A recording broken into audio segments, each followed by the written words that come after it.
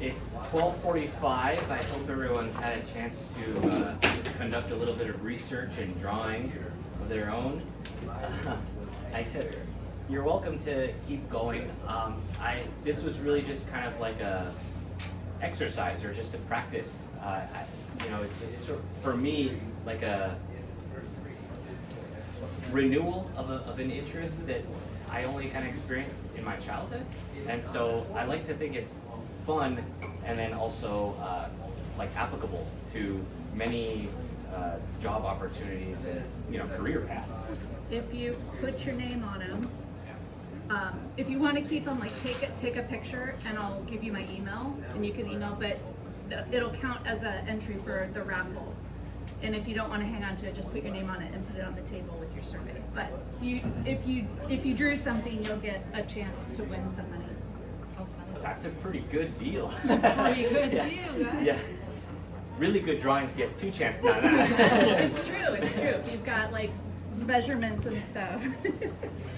So I guess I just wanted to end this presentation with some more examples of how GSI is manifesting or showing up in real life in our communities, in this watershed.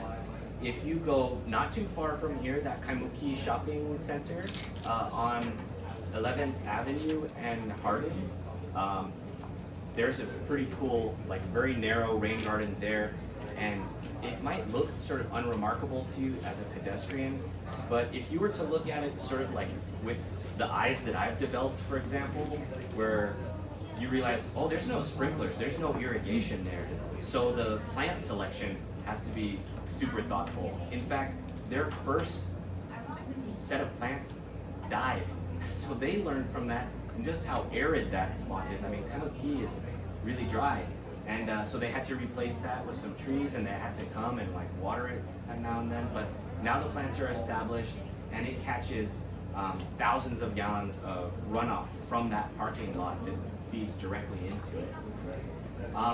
Over here is our first apartment.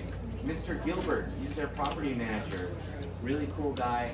I like this story because a lot of times condos or apartments or homeowners associations have this reputation of not being able to do anything outside of the lines, but they put in a nice 35-gallon for the small shed in their back, not connected to the main building, that's collecting rainwater for their cute little community gardens. I think they're like 6 by 6 foot plots, no fences or anything, but just there for their garden, vegetable gardens. This is another example right here of permeable pavers in a driveway. St. Louis Heights, for anybody who's not familiar with that neighborhood, it's a little bit more high income, and so you'll see a lot more instances of these type of driveways. They can serve as inspiration for elsewhere too. And then this is kind of that style I was talking about earlier, the design that I don't personally like very much, but it's very simple and it's easy. The lady who lives here, I want to say Palolo, she did a lot of it. She's retired and her garden is everything to her, and so she's got like 5 barrels all around her little urban house. Have you ever been to the Waikiki Aquarium? Just to the left of the entrance, it can go unseen very easily, but if you explore a little bit to the left, there's this rain garden there. It's fed by a downspout from this roof over here. Beautiful, a lot of native plants. Now I want to show you some other, maybe not categorically GSI, but watershed improvement projects. So invasives are a huge problem here. Does anybody know the percentage of our forested area that is invasive versus native or endemic? Yeah, I'm actually asking because I'm not sure myself. I think it's like 80% at least. So it's a lot. These are albizia. Does anybody know why albizia are bad? They grow very fast, very, very fast, and they have very brittle or weak root systems and branches. That means that when there's strong wind or storms, they'll blow down very easily, and so they can damage not only property, but they can exacerbate flooding too. They're very difficult to get out of the forest too. So the stripping process is part of their I think it's like herbicide treatment. So they're trying to kill the trees in a way that doesn't cost too much, but also require too much labor and other resources. Floating debris removal. So when you're thinking in systems, you're thinking upstream, downstream, midstream. This is downstream, right? So this is where a lot of everything accumulates. Manoa just got, I think, $2 million in appropriations from the state to develop solutions to this. I hope to see some midstream solutions from them.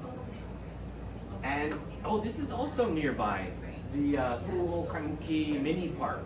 Anybody know where this is or been here?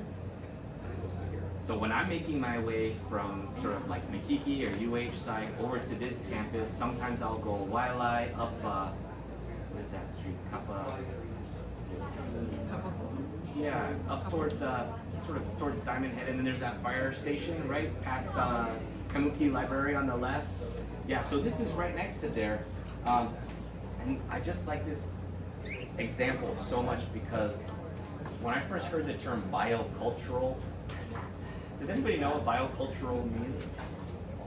Yeah, it's kind of almost an esoteric word, but biocultural restoration here means not only replanting native trees and other plants that attract native birds and other life forms, but it also has entailed putting together these rock walls in the traditional formation that the Hawaiians who inhabit this area did before. So some of these are 8 feet tall, they're porous rock, so they have this sort of drainage inbuilt into them so that no single outlet gets over inundated. So they're able to help obviously keep that soil, keep that erosion from happening, keep the hill together while letting the water naturally flow down it and into it.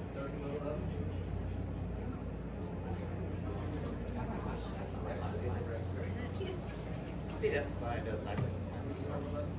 Yeah, up the hill there. I was gonna say it looks familiar.